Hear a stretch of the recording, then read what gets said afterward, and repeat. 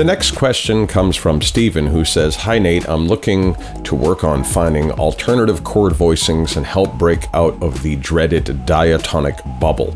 I'm moving away from rock and into a jazz stage of my playing, so any help you could provide would be wonderful." So here is the first thing I would say.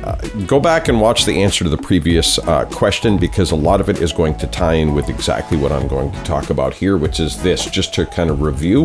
The personality of a single vertical chord voicing comes from the root note and the chord quality or the sonority or the chord type and how those notes are arranged. One of the things that jazz harmony really has that is so much more unique stylistically is the use of different types of colors in a vertical chord voicing. All right, the main categories of embellishment that you're going to run into as a jazz chord player are, if I start with a G major chord, okay, I can use suspension to make this more interesting, like a sus2 or a sus4, which adds a different color. I can also use addition, like take a G and turn it into a G add 9 or a G add 6. Okay. I can also do extensions, which go beyond the basic triad. If I have a G chord, I can turn that into a G major 7 or a G major 9. Okay. And you can also, of course, do altered versions of these extensions, like a G7 with a flat 13. Okay, that's a whole different sound vertically. All right. The first thing I would say, as far as your desire to get away from the dreaded diatonic bubble, don't immediately abandon diatonic harmony because you're looking for new sounds. You want to experience different types of vertical sounds by giving chords a makeover. For example, a D minor chord to a G major to a C major is a nice kind of diatonic chord progression. Chord 2, chord 5, and chord 1 in the key of C.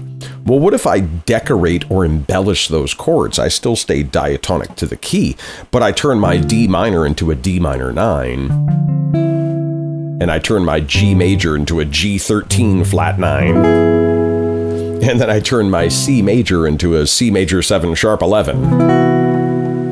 Okay, that's still a diatonic progression, but I've really given the chords a makeover. So instead of minor, major, major, I'm playing minor 9, dominant 13, flat 9, major 7, sharp 11. That's still a diatonic progression, but once again, a much fancier diatonic progression. Now, beyond that, if you do want to explore this whole spectrum of emotions that is associated with the circle of keys and chord relationships, diatonic harmony is this little slice of chords that have nice relationships. Like, once again, if I was in the key of G, what do I expect to hear in a song in the key of G? These chords in some kind of combination, because those are the chords that are the friendliest with each other. What do I not expect to hear in the key of G? These chords that are much further away from home. Well, a lot of jazz chord progressions use these more distantly related chords. That's kind of the essence of a lot of times the style of why that music sounds the way it does. And one of the things I'd mentioned in the answer to the previous question, there is a dark side and a bright side to the circle of keys. So you can find all kinds of interesting types of relationships if you map out exactly the emotional content of each chord. One of the ear training exercises I give my students is what is called trampolines. I have a bunch of different versions of these. I'm going to play you one of them. And here's what the first trampoline does. You're going to hear a G chord, okay, moving in a counterclockwise direction through the circle of keys to other major chords. So we're going to hear G move to C, G move to F, G move to B flat, G move to E flat, G move to A flat, and eventually all the way at the bottom of the circle, the farthest point from home, G to D flat. Here's what I want you to keep in mind when you listen to this. Every one of these chords is a major chord. In other words, if I asked you with no context, what does a major chord feel like? Everybody's like, oh, major, it's bright, it's happy. Okay, but what is the relationship of my major chords? Okay, G major to C major is two happy characters in my story who are also very friendly with each other. They have a nice relationship. Well, what about a G chord to an A flat chord? G major is a nice guy. He's a major chord.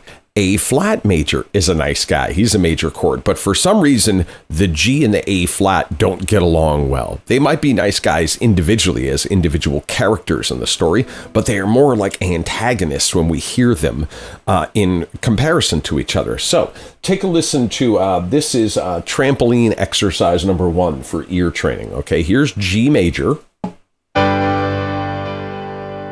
followed by C. Pretty nice. Come back to G.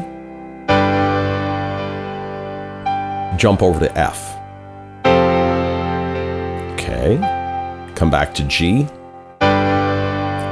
Jump over to B flat. Oof. Remember, that's major. Come back to G again. How about E flat? Oof. Super dramatic. Come back to G.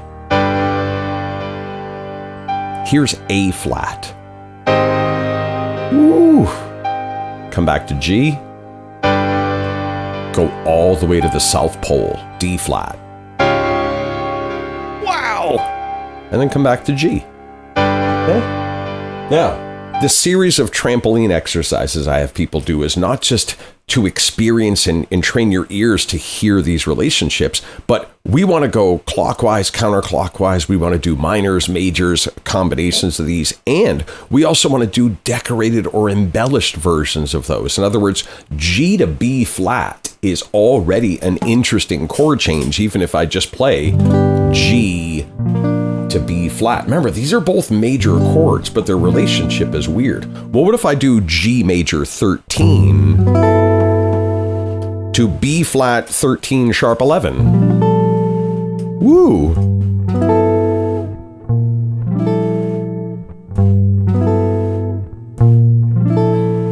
There's a lot happening in there vertically and horizontally. I could talk about this stuff for hours, but hopefully this will at least give you a little bit of insight into why jazz harmony is so unique, both vertically and horizontally, and that will help you get some direction about what it is you need to pursue to get better with this stuff.